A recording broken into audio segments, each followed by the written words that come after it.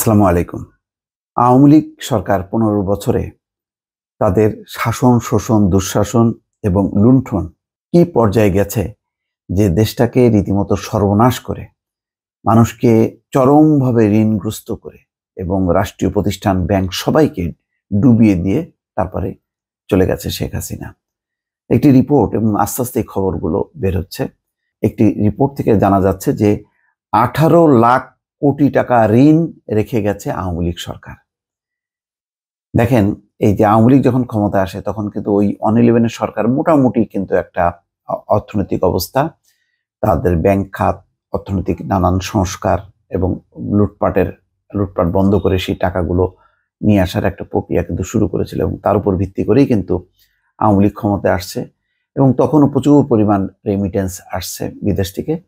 তার উপর ভিত্তি করে যেই হারে তারা ব্যক্তিগত বিলাস বেসন, দেখেন না শেখ হাসিনা যখন বিদেশ যায় তখন তার বিলাসিতা পুরো একটা ড্রিম লাইনার সাথে করে রাখে, 1 মাস ধরে নিউ ইয়র্ক, ওয়াশিংটন ঘোরাঘুরি করতে থাকে, আবার ফিনল্যান্ডেও যায় বোনের ছেলের বাসায় বেড়াতে এবং যেখানে থাকে সব 7 স্টার হোটেল।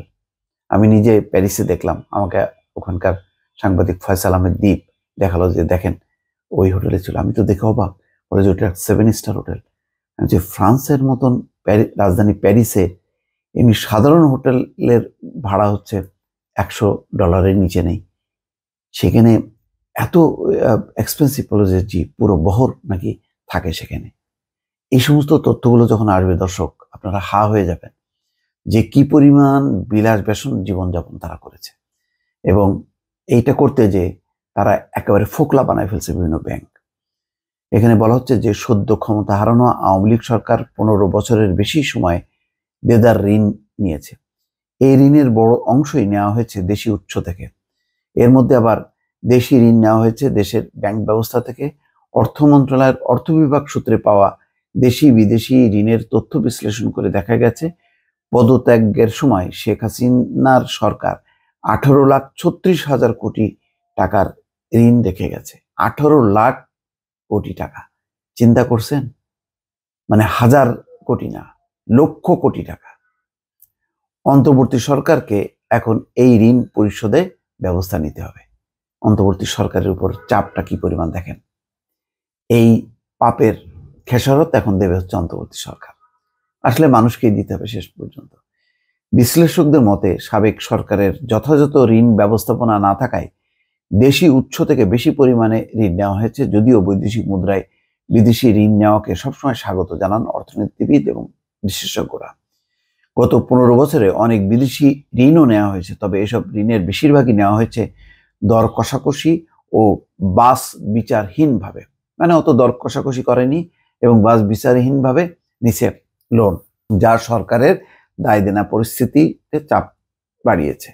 মুস্তাফিজুর রহমান সিপিডির যে সম্মাননীয় ফেলো, তিনি বলছেন সামনে আসছে ঋণ পরিশোধের চাপ।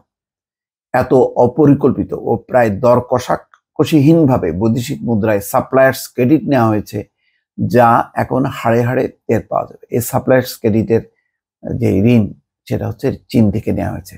চীনের এমনিতেই তাদের সুদের হার অনেক বেশি এবং বিপুল পরিমাণ নেওয়ার কারণে এখন এইটার মানে ঠেলা সামলাইতে হবে এই অন্তর্বর্তী সরকারকে। অর্থ বিভাগ গত ডিসেম্বর পর্যন্ত দেশি বিদেশি ঋণের প্রতিবেদন আনুষ্ঠানিকভাবে প্রকাশ করেছে। তাতে মোট ঋণের স্থিতি দেখানো হয়েছে 16,59,334 কোটি টাকা।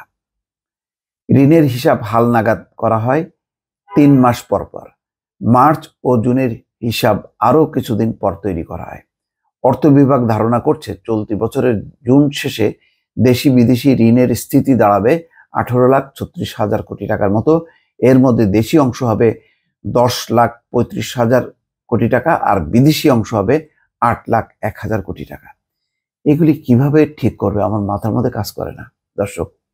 এটা মানে দেশের সেরা মানে অর্থনৈতিক বিশেষজ্ঞদেরকে বসানোর পরও এই টাকাটা কিভাবে সমন্বয় করা হবে, কিভাবে ঋণ মুক্ত হবে, এই হিসাব কষাটা খুবই কঠিন।